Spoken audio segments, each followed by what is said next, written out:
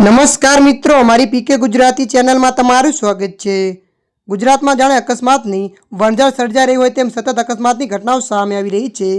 એવામાં ગુજરાતમાં 2 સ્થળે ગંભીર અકસ્માત સર્જાયો હતો, જેમાં કુલ 3 લોકોએ પોતાના જીવ ગુમાવ્યા છે, જ્યારે અન્ય 2 લોકો ઇજાગ્રસ્ત થતા તેમને સારવાર હેઠળ હોસ્પિટલમાં ખસેડવામાં આવ્યા છે। અમદાવાદના જમાલપુર વિસ્તારમાં રિવરફ્રન્ટ પરથી અકસ્માતની ઘટના સામે આવી રહી છે। બાઇક ચાલકે કાબુ ગુમાવતા અકસ્માત સર્જાયો હતો, જેમાં અલ્પેશ મઢવી નામના 36 વર્ષના યુવકનું મોત નીપજ્યું હતું। બાઇકનું બેલેન્સ ગુમાવતા ઇલેક્ટ્રિક લાઇટ થાંભલા સાથે ટકરાયા હતા। બાઇક પાછળ બેઠેલા પ્રકાશ પરમાર નામના વ્યક્તિને ઇજાઓ થઈ હતી। ઇજાગ્રસ્ત વ્યક્તિને વધુ સારવાર અર્થે હોસ્પિટલ ખસેડવામાં આવ્યા હતા।